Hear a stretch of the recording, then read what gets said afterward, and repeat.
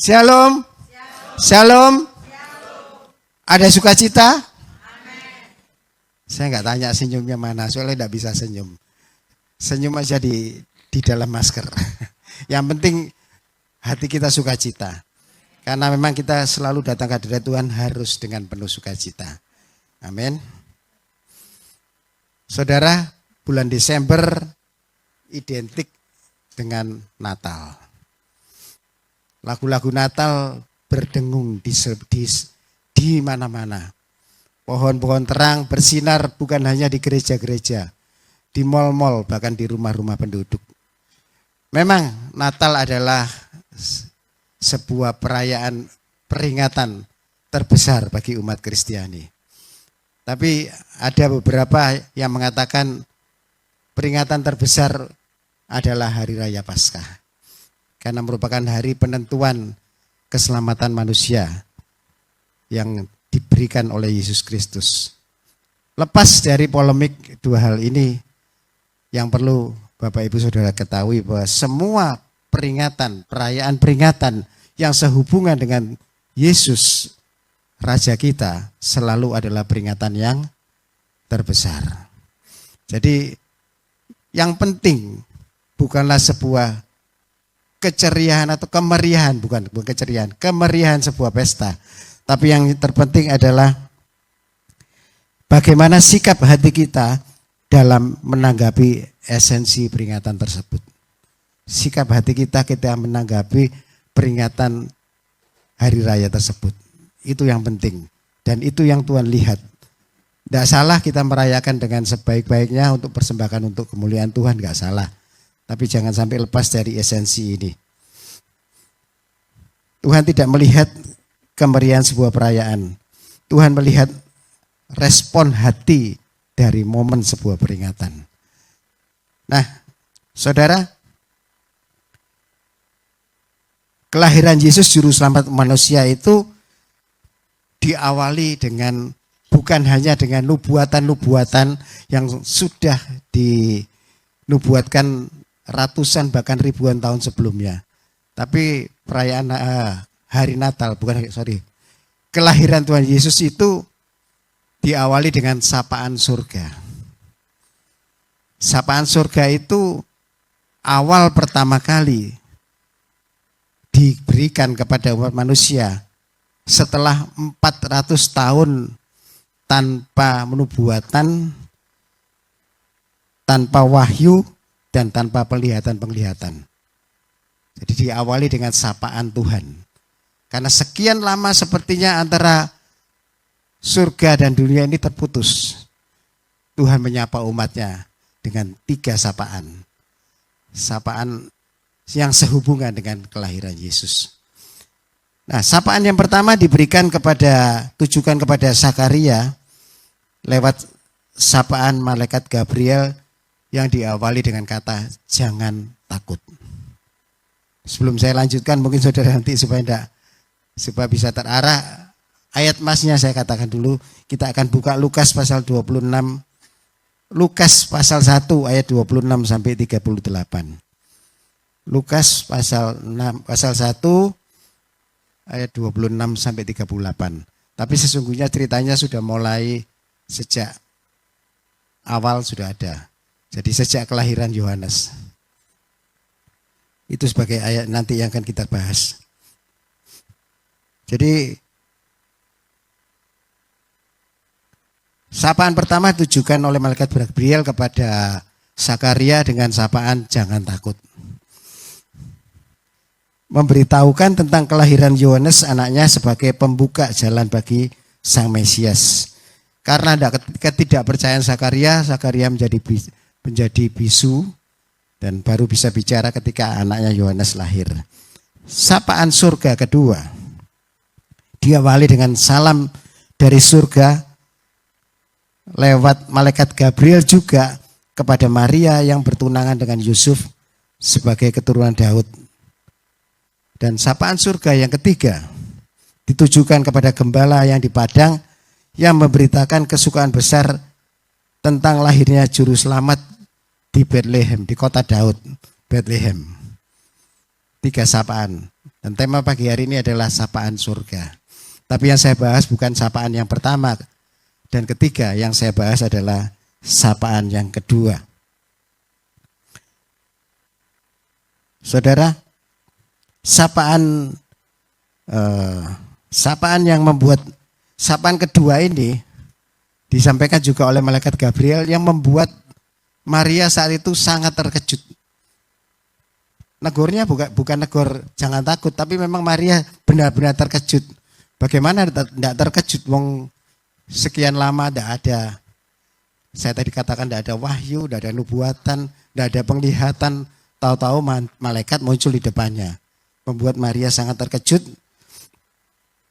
Tapi yang disampaikan oleh malaikat bukanlah perkataan jangan takut, tapi merupakan sapaan salam.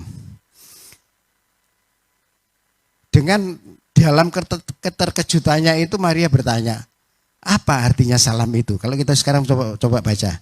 Mulai Lukas pasal 1 ayat 26. Kita baca dulu aja supaya enak. Saya undang jemaat bisa bangkit berdiri, kita bergantian baca. Lukas pasal 1 ayat 26 sampai 38.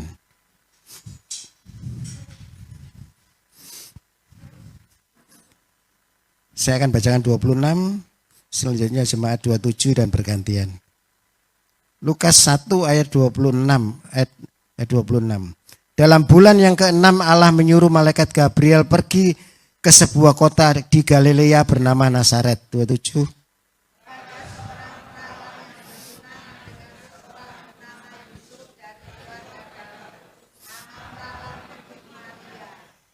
Ketika malaikat itu masuk ke rumah Maria, ia berkata, salam hai engkau yang dikaruniai Tuhan menyertai engkau. 29.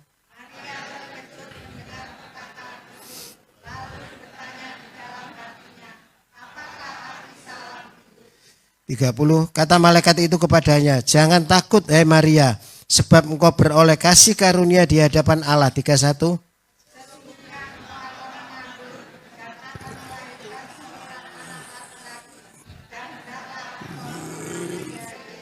32. Ia akan menjadi besar dan akan disebut anak Allah yang maha tinggi, dan Tuhan Allah akan mengaruniakan kepadanya tahta Daud bapak leluhurnya. 33.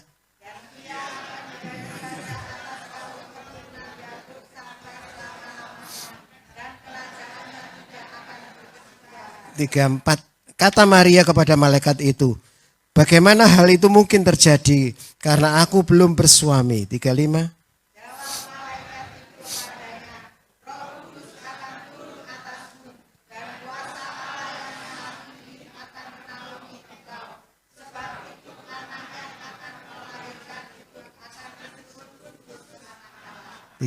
Dan sesungguhnya Elisabet sanakmu itu, ia pun sedang mengandung seorang anak laki-laki pada hari tuanya.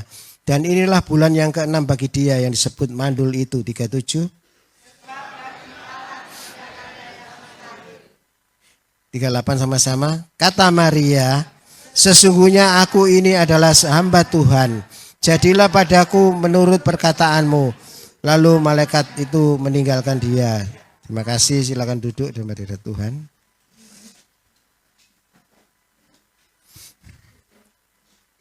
Kita sudah baca satu peristiwa sapaan dari surga yang kedua kepada Maria yang membuat Maria sangat terkejut, dan Maria pada ayat 29 bertanya di dalam hatinya, apakah arti salam itu? Bayangkan dia tidak berani tanya langsung karena ketakutan sekali, tahu-tahu ada malaikat Tuhan. Tapi dalam hatinya dia tanya, apakah arti salam itu? Yang namanya Tuhan, malaikat pun tahu apa yang terkandung dalam hati Maria. Dan di sini dari kata-kata selanjutnya dari malaikat itu kita bisa menarik kesimpulan apa arti salam itu. Dan saya akan berusaha untuk mengartikan apa salam dari Maria. Salam kepada Maria ini, sapaan surga ini, yang pertama adalah kita akan beroleh kasih karunia Allah. Pertama, kita akan beroleh kasih karunia Allah. Ayat 30 sana mengatakan, kata malaikat itu kepadanya, jangan takut hai Maria, sebab engkau beroleh kasih karunia di hadapan Allah. Jadi sapaan surga itu merupakan kabar sukacita ilahi. Karena dikatakan malaikat itu manusia akan beroleh kasih karunia. Karena apa? Sudah 400 tahun sepertinya Tuhan itu tidak ada di dalam kehidupan bangsa Israel. Tapi pada saat itu malaikat mengatakan kamu akan beroleh kasih karunia. Natal merupakan peringatan akbar di mana alam menyatakan kasih karunia. Dan itu pun juga dikatakan di Yohanes 3:16. Ayat yang sangat-sangat terkenal. Dikatakan karena begitu besar kasih Allah. Tentunya semua sudah hafal. Depannya aja bukan main. Karena begitu besar. Sebetulnya kalau dikatakan karena besar kasih Allah itu aja sudah enggak. Kita enggak bisa bayangkan seberapa gedenya.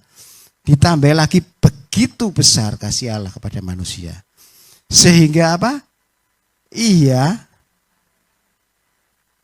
Ada satu kata ketinggalan. Iya. Telah. Sudah diberikan. Telah mengaruniakan anak yang tunggal. Karena begitu besarnya. Itu adalah sebuah kasih karunia yang gak bisa dibayangkan seberapa gedenya. Dan manusia tidak akan bisa memberikan itu. Yang lebih hebat lagi, kasih karunia itu diberikan pada kondisi kita yang bukan dikatakan kita ini orang suci. Tapi dikatakan oleh Roma 3:23 kita semua ini telah berdosa. Bahkan kehilangan kemuliaan Allah. Yang layaknya sudah pasti masuk neraka, tapi beroleh kasih karunia. Dan itu diberitakan oleh malaikat sebagai sebuah kepastian bahwa sampai hari itu Tuhan mau memberikan kasih karunia itu berupa keselamatan kepada manusia. Yang unik di sini perhatikan kata-kata yang dikatakan malaikat itu. Perhatikan kata salam yang terdapat pada ayat 28.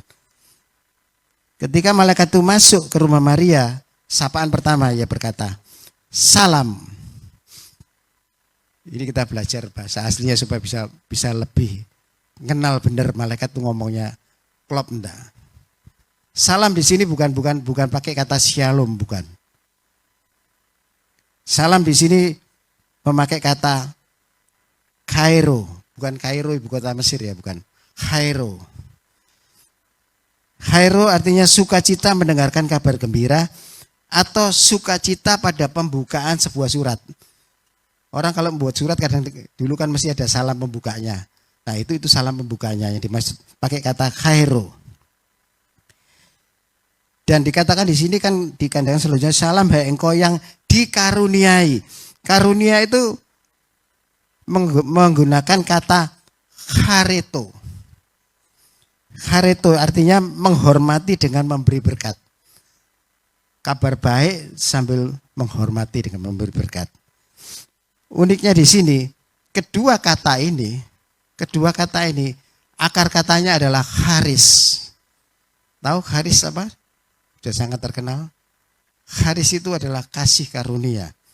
Nah, kata charis menunjukkan sesuatu yang diberikan secara cuma-cuma, yang arti hurufiahnya adalah anugerah, pemberian, kemurahan hati, mengampuni atau menghapuskan hutang. Kata charis muncul 155 kali dalam Perjanjian Baru dan seringkali dikaitkan dalam konteks keselamatan. Sering dikaitkan dengan konteks keselamatan. Sehingga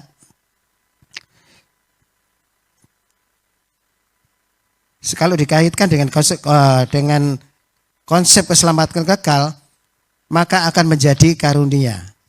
Ya, jadi kalau kata karunia dikaitkan dengan konteks keselamatan menjadi kasih karunia.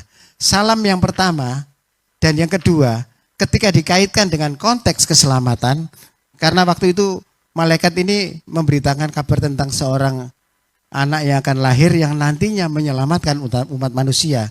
Sehingga ketika kata itu digabung dengan ayat 30, kata malaikat itu kepadanya, jangan takut hai Maria, sebab engkau beroleh kasih karunia. Gabungan dari salam yang pertama tadi 2 menjadi kasih karunia. Jelas? Sempurna Alkitab itu. Dan itulah kasih karunia keselamatan atau yang dikatakan tadi charis. sebagai anugerah pemberian secara cuma-cuma. Oleh karena itu keselamatan bukan diperoleh karena prestasi perbuatan baik. Jadi jangan pernah puas dengan kalau kita sudah membalas Tuhan dengan melayani, dengan semampu kita, dengan harta benda kita. Kita memang ada sukacita di dalam, tapi jangan pernah berpuas diri. Itu tidak sebanding dengan Tuhan yang sudah berikan pada kita. Itu ada sebuah kewajiban bagi kita untuk membalas. Sebetulnya bukan pilihan.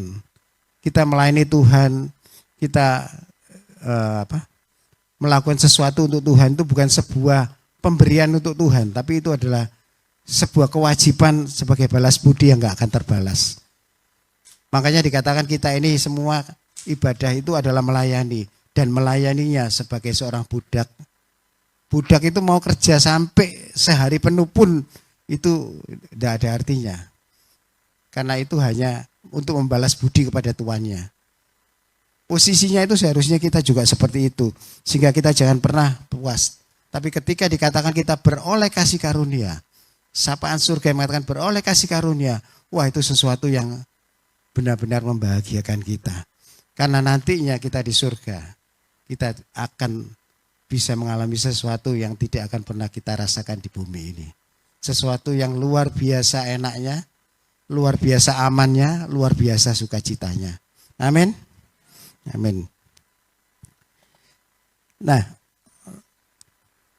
orang yang beroleh kasih karunia adalah orang yang tidak hidup di dalam dosa. Orang yang beroleh kasih karunia adalah orang yang hidup sebagai manusia baru, bukan manusia lama. Kalau hidupnya masih sebagai manusia lama, itu orang yang belum beroleh kasih karunia.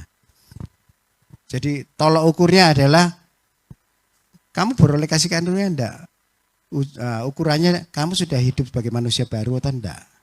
Kalau hidupnya masih sebagai manusia lama, enggak akan beroleh kasih karunia.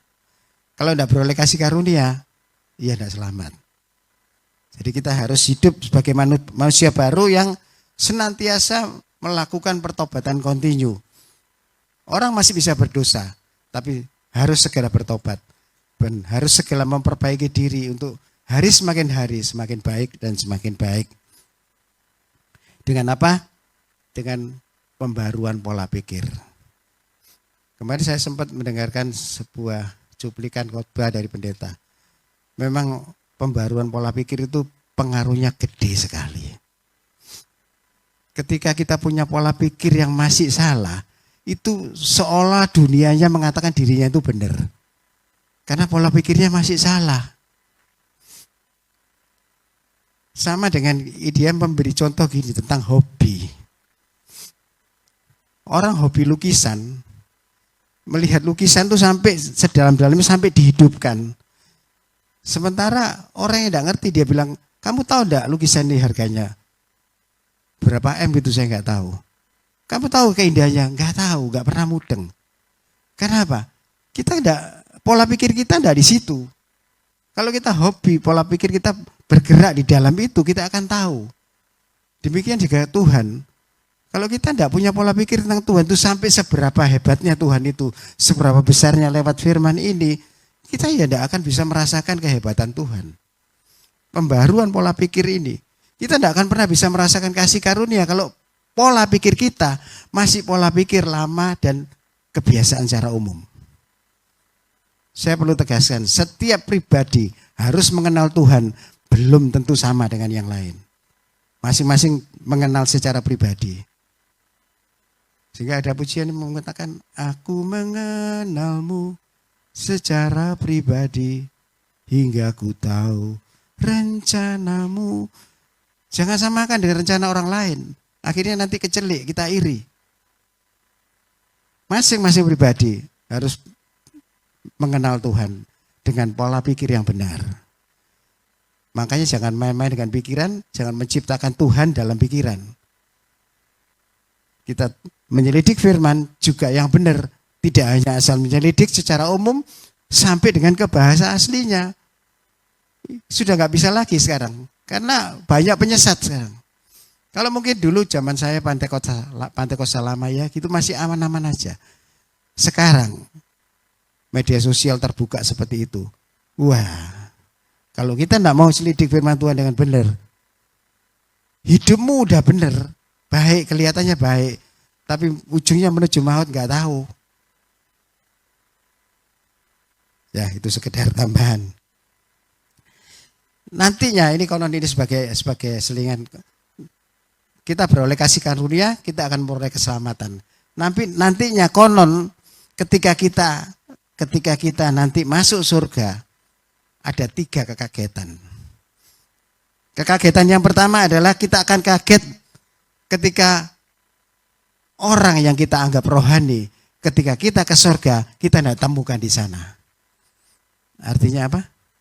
Kalau tidak ketemu di surga, pasti di kekagetan pertama. Mungkin kita menganggap, orang itu yang begitu hebatnya melayani Tuhan, tidak ketemu di sana, kaget. Kekagetan yang kedua adalah sebaliknya. Orang yang kita cap orang itu, orang itu sudah reseh, troublemaker, tukang buat masalah. Tahu-tahu di surga ketemu sama dia, kita bisa kaget. Kekagetan yang ketiga, kita sendiri, saya kok tahu-tahu sudah ada di surga. Itulah kasih karunia. Tapi bukan berarti Tuhan gak adil ya. Kita kan gak tahu semuanya. Orang yang kita cap jelek, berarti kan kata-kata bijaknya Bu Nono itu, itu betul semua 3-tiganya. Jangan anggap orang yang kita remehkan, lain kali kita sabutu. Jangan anggap orang yang kita salahkan dia lebih betul dari kita. Sehingga kita nanti akan mengalami kekagetan ini. Yang penting kita sadari, Natal, sapaan surga yang pertama adalah kita akan beroleh kasih karunia. Amin. Ini suatu hal yang sudah sangat luar biasa. Yang kedua, sapaan kedua. Arti dari sapaan kedua adalah kita akan beroleh keajaiban Allah. Ayat 31 sampai 34 mengatakan, sesungguhnya engkau akan mengandung dan akan melahirkan seorang anak laki-laki, dan hendaklah engkau menamakan dia Yesus. Ia akan menjadi besar dan akan disebut anak Allah yang maha tinggi, dan Tuhan Allah akan mengaruniakan kepadanya tahta Daud bapa leluhurnya. Dan ia akan menjadi raja atas kami, kaum keturunan Yakub sampai selama-lamanya, dan kerajaannya tidak akan berkesudahan. Kata Maria kepada malaikat itu, bagaimana hal itu mungkin terjadi karena aku belum bersuami. Maria masih seperti tertegun. Semua perkataan-perkataan dikatakan malaikat itu dia ndelomong. Dan semua tidak akan masuk di pikirannya. Mana mungkin. Aku belum bersuami.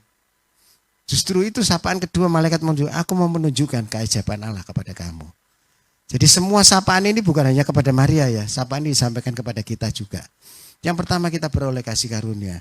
Yang kedua kita akan beroleh keajaiban Allah. Karena apa? Gampang, Allah kita adalah Allah yang ajaib.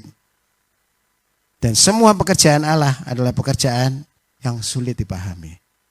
Sehingga otomatis Maria tanya, bagaimana itu bisa terjadi?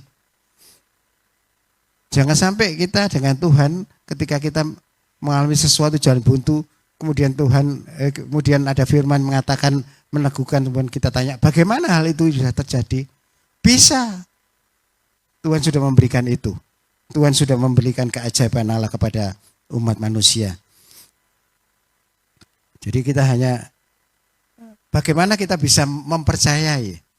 Kalau saya mau tanya pada saudara, ketika ada orang ngomong, kamu pasti sembuh. Bagaimana kita menanggapinya? Amin, oke.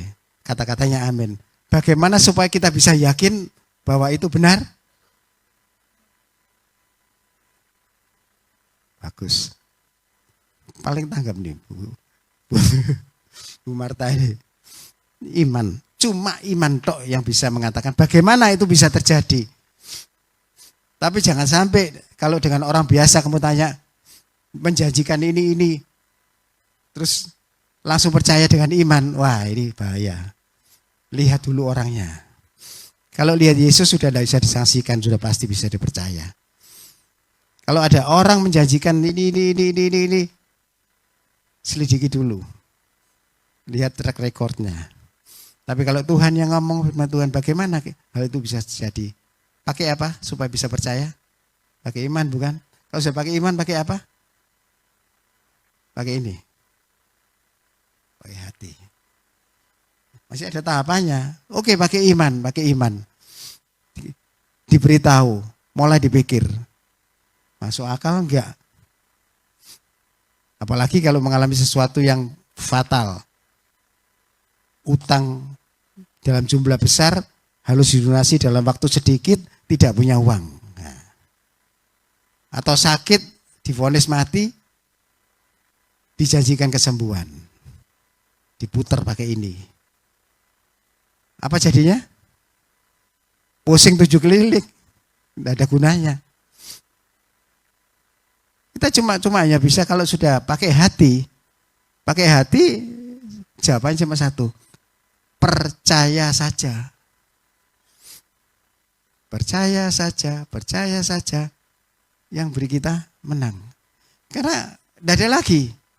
Saya jadi ingat yang pernah saya sampaikan juga, pendeta besar Billy Graham itu loh. Ketika menyelidiki bagaimana tentang iman itu, bagaimana saya bisa menggunakan hati. Kenapa kita punya pikiran, tidak gunakan pikiran. Dia mati-matian dengan kepandaian teologinya menyelidiki tentang Tuhan. Dia nggak bisa. Sampai satu malam dia nggak bisa tidur, ini pernah saya sampaikan. Akhirnya dia duduk di atas bekas potongan kayu, dia berkata pada Tuhan, ya Tuhan, aku percaya saja. Itu tok jawabannya. Percaya saja. Dan dia memberi sebuah ilustrasi. Ketika saya harus terbang dari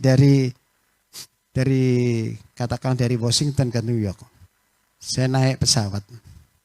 Saya cuma tahunya saya sampai sana. Saya tidak mungkin tanya, kok bisa ya pesawat ribuan ton ini terbang ya. Terus bagaimana cara dia terbang sampai ke sana? Gak akan sampai ke sana. Gak bisa bayangkan kita. Yang penting kita ke sana, destiny kita, tujuan kita sampai surga sana. Percaya saja. Karena kalau kita percaya, kita akan memperoleh keajaiban Allah. Hanya iman saja yang dapat memahami bahwa Allah bisa memberi keajaiban pada kita. Itu tetap berlaku sampai sekarang. Tapi celakanya manusia. Masih ada yang dinamakan teologi liberal. Mungkin bagi yang tua-tua tidak ngerti teologi liberal. Bagi yang mengikuti Bible study ngerti. Itu memang ada. Teologi liberal itu tidak mempercayai adanya mujizat. Mujizat itu hanya bisa terjadi pada zaman rasul-rasul. Zaman sekarang itu zaman kasih karunia yang alami saja. Dan mujizat itu hanya bisa dilihat katanya dari perubahan hidup tok. Bukan mujizat secara real nyata, itu mereka sudah nggak percaya. Itu teologi liberal. Saya tidak menyebutkan sebuah gereja ya. Nanti bisa akan mengerti sendiri. Dia menentang bahkan mengolok-olok pendeta-pendeta yang jelas-jelas sudah melakukan mujizat. Ini sebetulnya sebuah kekonyolannya. Teologi liberal menolak mujizat karena bertentangan dengan hukum alam atau natural. Ironisnya ini ya. Mereka itu menyembah Allah yang eksistensinya itu gak bisa dipikirin, gak masuk dalam pikiran. Dia kok percaya? Kenapa pada perbuatannya dia gak percaya? Allah itu tidak bisa masuk dalam pikiran kita, bukan? Jadi yang dilakukan pun mujizat itu tidak bisa masuk dalam pikiran kita. Dia percaya Allah yang eksistensinya itu tidak bisa dipikir secara natural. Ini konyolnya mereka. Dan kalau kita melihat itu konyol, tapi mereka melihat, oh itu wajar aja. Makanya saya katakan pembaruan pola pikir itu penting. Kalau tidak dirubah, sampai kapanpun mereka itu ya tetap percayanya itu. Sama dengan bangsa Yahudi, pola pikir Mesias sebagian besar di sana masih seperti itu, menganggap Mesias belum datang. Gak dirubah ini ya sampai kapanpun gak akan bisa. Padahal dia hidup benar loh. Katakan dia walaupun tidak percaya Mesias belum datang, hidupnya udah benar. Tapi konyol loh. Makanya dikatakan kita bersyukur kita memperoleh keajaiban dari Tuhan sehingga kita bisa berubah pola pikirnya. Kekristenan seharusnya identik dengan mujizat atau keajaiban karena Yesus lakukan kita di dunia itu dalam jangka waktu 3,5 tahun itu penuh dengan mujizat. Bahkan dikatakan perbuatan Yesus kalau dituliskan dalam sebuah kitab tidak cukup dunia ini mengisi untuk menulisnya. Saking banyaknya dan rata-rata dinyatakan dengan mujizat. Kemahaannya membuktikan kesupranaturalnya. Maria yang tadinya tidak percaya karena memang situasinya kita bisa memaklumi kalau hidup pada masa seperti itu. Bagaimana Maria bisa percaya? Belum mikir nanti malu ini bukan main di hadapan. Apalagi nanti aku ini mau nyampaikan ke Yusuf ya apa? Apakah bapak ibu pernah mikir ini? Yang ngomong orangnya tidak bisa jadi saksi loh. Malaikat Gabriel mana mau jadi saksi? Hah? Dia harus ngomong itu sama tunangannya orang yang dicintai. Berat loh itu. Itu semua kalau tidak karena keajaiban Allah nggak mungkin bisa jadi. Tapi Tuhan itu tidak usah disuruh. Tuhan datang sendiri kok ke Yusuf. Yusuf diberitahu bukan? Iya tidak beritahu ya. Wah berat sekali, tidak mungkin. Tidak mungkin jadi bukti datang sendiri ke Yusuf. Luar biasa Tuhan kita. Nah. Jadi dia akhirnya bisa nerima. Yang luar biasa Maria ini akhirnya dia bisa nerima. Kalau mungkin ya. Kalau waktu itu Maria tidak bisa nerima, saya nggak tahu hukuman apa dari Tuhan terhadap Maria. Kenapa saya katakan seperti itu? Sapaan pertama kepada siapa tadi? Zakaria. Percaya dia? Nggak percaya. Dalam hatinya juga nggak percaya. Apa jadinya? Bisu. Luar biasanya Maria ini dia akhirnya mengatakan ya, sesungguhnya aku ini adalah hamba Tuhan. Jadilah padaku menurut perkataanmu. Itulah kata-kata yang membuat Maria selamat dari hukuman. Ya, aku ini hamba Tuhan. Terserah Tuhan mau lakukan apa terhadap saya.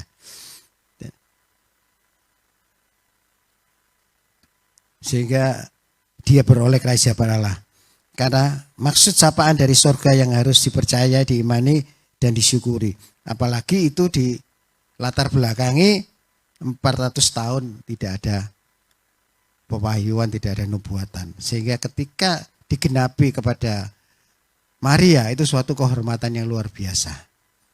Satu kehormatan yang luar biasa. Jadi kita juga harus bersyukur kalau dalam kehidupan kita ini memperoleh keajaiban-keajaiban Allah. Siapa yang sudah merasakan keajaiban Allah angkat tangan? Masih banyak ya yang belum oleh. Masih banyak yang belum terima keajaiban Allah? Semestinya saya katakan semua sudah. Karena pujian mengatakan hidupku menggenapi firman-Mu. Tanda mujizat sertai tiap langkahku. Kau bersamaku di dalamku. Berarti kalau saudara belum mengalami mujizat, Tuhan belum bersama dan belum ada di dalam Bapak Ibu saudara. Dan satu lagi, saudara tidak menyadari mujizat yang sudah diberikan, saudara anggap itu biasa-biasa saja. Kenapa? Karena kita kurang peka. Kurang peka karena apa? Kurang peka terhadap kasih Kristus. Kasihan sekali kepada orang yang kurang peka kasih Kristus. Kita harus peka bahwa kalau kita bisa hidup saat ini pun itu kasih Tuhan yang begitu besar.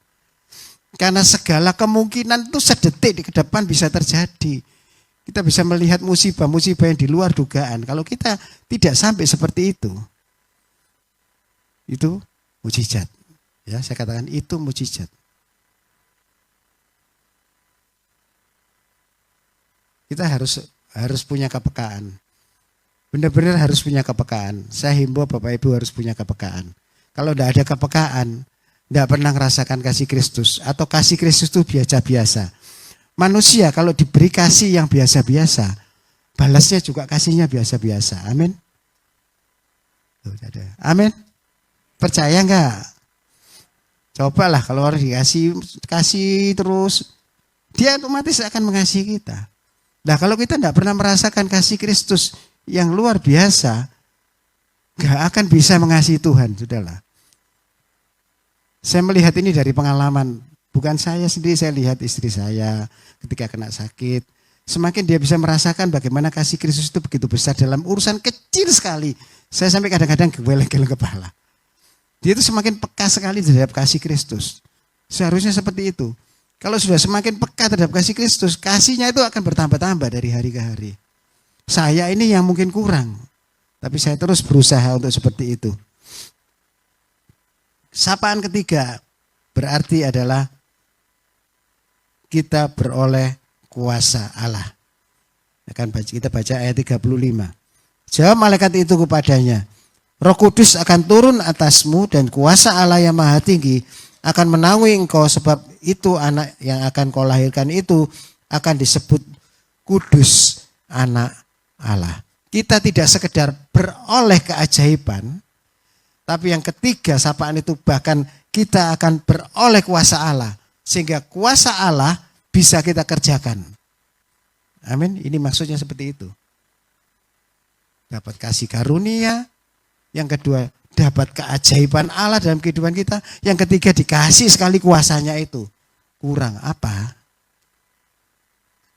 Kalau sampai kita tidak cinta Tuhan, berarti kurang? Jawab sendiri. Maria bukan sekedar beroleh keajaiban Allah, tapi lebih dari itu Maria memperoleh kuasa dari Allah. Kata Roh Kudus akan turun ke atasmu dan kuasa Allah dari Maha Tinggi akan menaungi engkau. Perkataan malaikat Gabriel ini menyatakan bahwa Maria akan beroleh kuasa Allah lewat Roh Kudus. Natal juga momentum di mana Allah akan menyatakan kuasanya. Sehingga orang banyak doanya itu mengharapkan Tuhan beri aku hadiah Natal. Sering bukan? Mungkin dibuat sebuah momen yang supaya pada saat itu benar-benar kuasa itu bukan hanya diberikan, dia juga dengan kuasa doanya bisa terjadi. Banyak kesaksian-kesaksian tentang Natal itu kuasa Tuhan dinyatakan. Ada seorang anak, saya setengah ingat, mudah-mudahan tidak lupa. Seorang anak yatim piatu ditaruh di yatim piatu sejak kecil. Sejak kecil dia itu merindukan orang tuanya itu bisa datang muncul.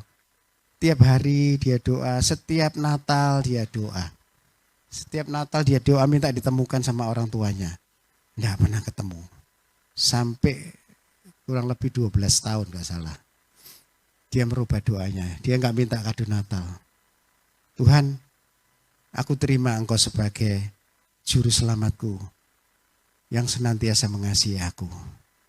Ketika dia berubah doanya dalam tahun itu, pas hari Natal, ibu kosnya membawa seorang ibu dan itu adalah ibunya.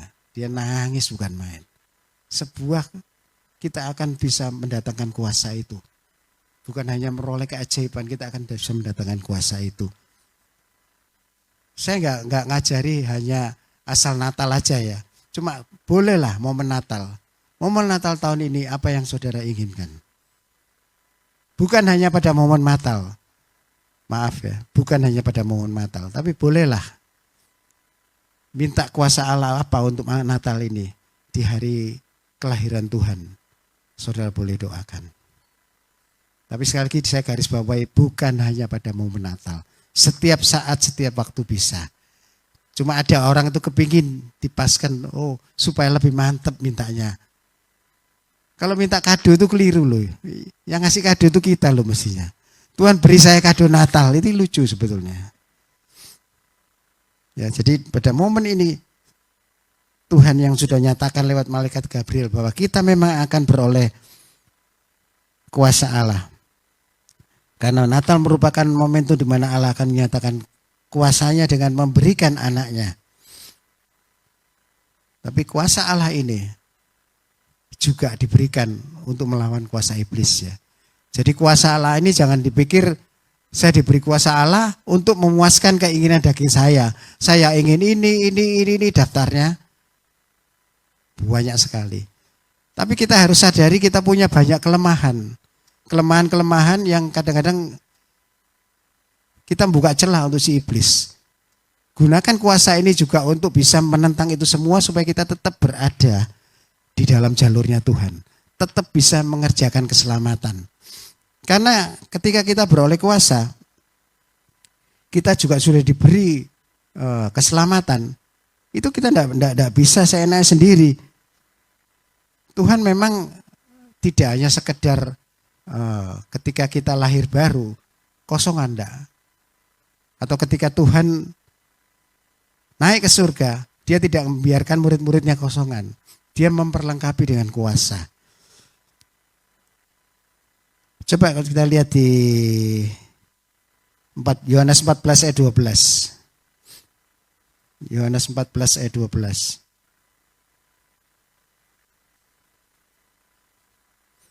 Aku berkata kepadamu sesungguhnya barang siapa percaya kepadaku, ia akan melakukan juga pekerjaan-pekerjaan yang aku lakukan, bahkan pekerjaan-pekerjaan yang lebih besar daripada itu, sebab aku pergi kepada Bapa. Janji yang luar biasa sekali, di mana Tuhan itu akan melengkapi. Coba buka lagi Markus 16 ayat 17-18. Kuasa apa itu yang diberikan?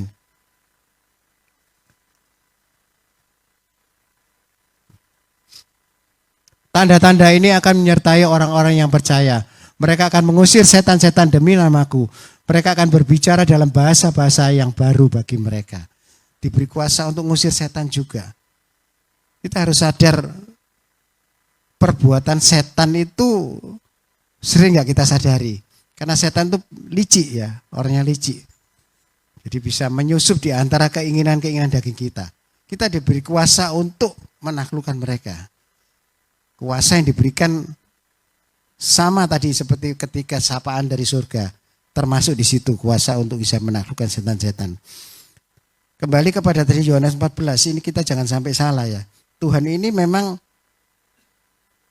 memberikan kuasa kepada kita untuk melakukan pekerjaan-pekerjaan yang lebih besar daripadaku. Terjemahan ini kadang-kadang berbahaya. Jadi seolah-olah aku bisa lebih hebat dari Yesus. Pekerjaan-pekerjaan lebih besar daripadaku. Padahal yang dimaksud di sini perhatikan kata yang terakhir di sini. Sebab aku pergi kepada Bapa. Kenapa dia mengizinkan kita diberi pekerjaan-pekerjaan dalam tanda petik lebih besar. Padahal bukan lebih besar. Sebetulnya itu kata itu adalah pekerjaan-pekerjaan yang aku belum, kalau boleh saya katakan, yang aku belum sempat lakukan. Sebab aku pergi kepada Bapa. Bukan lebih besar loh. Mana mungkin lebih besar. Sumbernya Kristus kok bisa sama dengan sinar ya. Saya pernah juga melambangkan bahwa sinar itu, sumber sinar itu Allah, matahari. Pancaran sinar itu adalah Kristus. Bidang yang menerima sinar itu kita. Sumber sinar sama pantulan sinar terang mana? Sampai kapanpun tidak akan dia bisa lebih terang dari sumber. Jadi kita jangan salah. Jadi setiap perhatikan, sekarang ini saya ajak saudara untuk lebih kritis baca firman Tuhan. Karena firman Tuhan ini kebenaran. Firman adalah kebenaran. Sekali lagi saya katakan sangat fatal kalau kita ini sudah melakukan yang kita anggap benar, tapi salah di hadapan Tuhan. Kita nggak tahu loh sama-sama nanti jangan sampai terjadi kekagetan tadi itu. Mestinya di surga kok enggak ada orang ini. Tahu-tahu aku ini banyak dosa, tahu-tahu kok lu sudah di surga. Ya itu hanya sekedar bahan pikiran. Kita semua sama-sama nggak tahu. Tapi kemungkinan itu bisa terjadi. Ya. Jadi puji Tuhan kita sudah dilengkapi dengan kuasa. Jadi kita tidak usah ragu-ragu lagi dalam mengiring Tuhan. Esensi Natal kita sudah dengar ketiga hal ini. Yang pertama, sudah lupa. Yang kedua, keajaiban Allah. Yang ketiga, beroleh kuasa Allah. Sangat luar biasa, dapat kasih karunia, dapat keajaiban, kuasanya dikasihkan lagi. Kurang apa? Ya, puji Tuhan. Terima kasih, Tuhan memberkati.